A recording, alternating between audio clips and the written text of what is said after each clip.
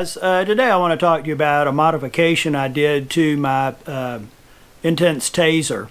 A couple of years ago I purchased the bike used, and as a part of negotiating the purchase of the bike I learned that the bike had been damaged and repaired under warranty, where the chain had come off and damaged the rear triangle. So when I got the bike I looked pretty closely and I determined that it was highly likely that that damage could occur again. So I did a slight modification that I believe has at least reduced the chance of that problem occurring again, and I'm going to show it to you guys. Okay, let's get to it.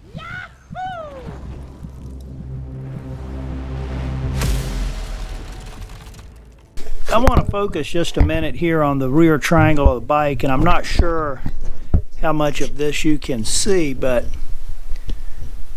with the modification you can see that there's on the distance from the 11th cog to the side, to the inside triangle, there's a pretty big gap in there. And I'm going to show you how I got that gap. It wasn't that big when I first bought the bike, but doing this modification will allow you to get more space in there. What I understand happened before under warranty, the chain was rubbing right up against here and caused the rear triangle to be pretty severely damaged. I guess the chain at one point came off and went up against in here. Anyway, damaged it pretty badly. So anyway, I was trying to avoid that. Here what I've done, I've removed the rear wheel, and what I've got here is just a hub with a cassette on it. And what I've done, the modification I've taken out, so you can see right here, if you look, you'll see that the number 11 cog is pretty close over to the rear triangle. And as a matter of fact, if I put my caliper on it here, right in here, you'll see that I've got about 1.7 millimeters of distance between that tooth, the 11 tooth cog and the rear triangle, which in my opinion is pretty close.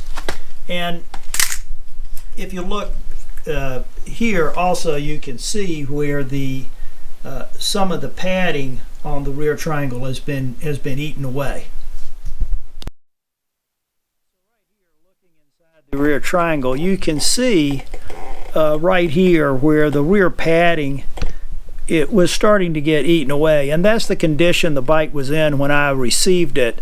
It looked like to me that even though the rear triangle had been replaced, the chain was just too close to the rear triangle, particularly when you're in the in the highest gear, or the chain's on the lowest cog in the back. And so I was worried that the chain would somehow get over there and damage the rear triangle again.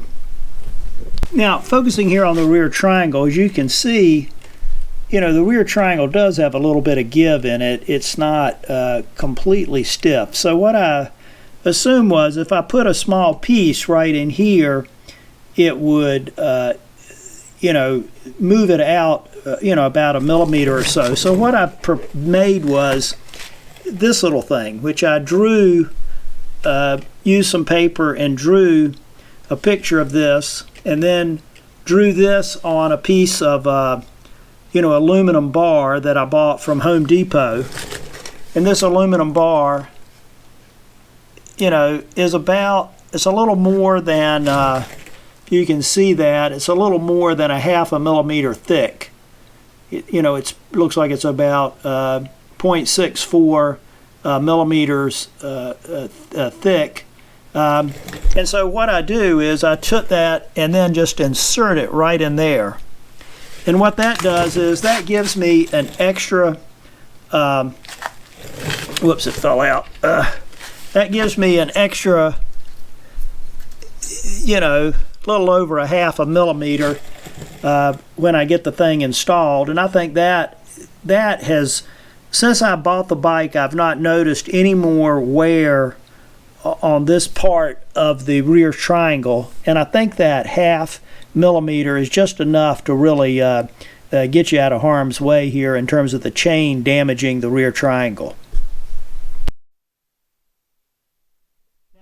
The hub with the cassette back on the bike now, and I also have the little 1/2 millimeter wedge in there, and now I'm going to measure, and as you can see, now I'm at 2.4 millimeters distance, which, you know, is accounted for by that you know, basically that 1/2 millimeter or so wedge that's in there, and that gives you, even though it's very small, it gives you much more space in terms of the chain, and I think much more is likely to cause the chain to damage the rear triangle.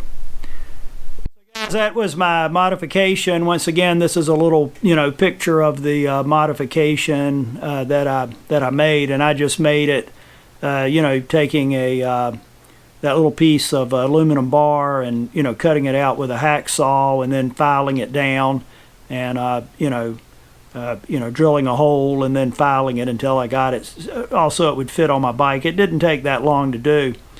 You know, I'm not saying this is an approved modification or anything by Intense, but I do have it on my bike, and it does, you know, it has worked. I've got, you know, well over 300 miles on the bike since I bought it, and you know, no problems, you know, with this, and no problems with the chain rubbing up on the rear triangle.